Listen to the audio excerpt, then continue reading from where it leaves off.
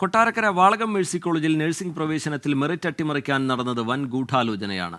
Management admission നടത്തിയത് തെളിഞ്ഞിട്ടും ആരോഗ്യവകുപ്പ് നടപടിയെടുത്തില്ല. 24 വാർത്ത പുറത്തുവിട്ട ശേഷമാണ് മെറിറ്റ് അട്ടിമറിച്ചു എന്ന വിവരം അറിഞ്ഞതെന്ന് നഴ്സിംഗ് കൗൺസിൽ അംഗം പറഞ്ഞു.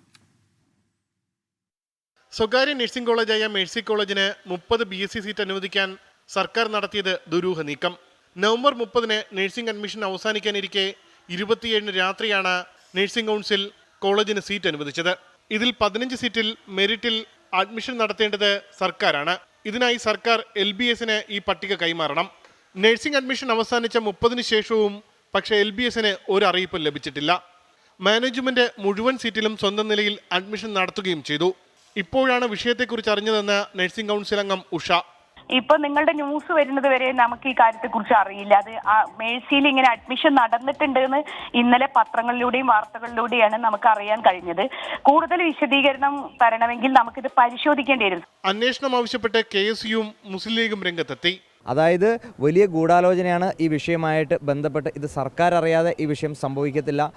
നാളുകളിൽ നിയമത്തിൻ്റേതായിട്ടുള്ള നൂലാമാലകളിലേക്ക് ഈ 30 കുട്ടികളുടെ അഡ്മിഷനുമായിട്ട് ബന്ധപ്പെട്ട് പോകുമ്പോൾ അവരുടെ ഭാവി തുലാസിലാകുന്ന ഒരു സാഹചര്യമുണ്ട്. UDF യോഗം ചേർന്ന് അന്വേഷണം ആവശ്യപ്പെടുമെന്ന് MK മുനീർ. പ്രതിപക്ഷം അതിശക്തമായി ഈ വിഷയം ഉയർത്തും. അതിനുശേഷം ഈ വിഷയത്തിൽ ഒരു അന്വേഷണം ആവശ്യപ്പെടും. അത് ഏത് രീതിയിലുള്ള അന്വേഷണമാണെന്നുള്ളത് ഞങ്ങൾ ഒരുമിച്ചിരുന്ന് ആലോചിച്ച് തീരുമാനിക്കും. വടശ്ശേരിക്കര ശ്രീ അയ്യപ്പ കോളേജിൽ സർക്കാർ മുഴുവൻ സീറ്റിലും മെറിറ്റിൽ അഡ്മിഷൻ നടത്താനായിരുന്നു നിർദ്ദേശിച്ചത്. എന്നാൽ ഫീസ് റെഗുലേറ്ററി കമ്മിറ്റി ഈ നിർദ്ദേശം അട്ടിമറിച്ച് 22 സീറ്റ് മാനേജ്മെന്റ് നൽകുകയായിരുന്നു. മെറിറ്റ് അട്ടിമറിയുടെ വാർത്ത പുറത്തുവന്ന് മണിക്കൂറുകൾ കഴിഞ്ഞിട്ടും ആരോഗ്യവകുപ്പ് മൗനത്തിലാണ്.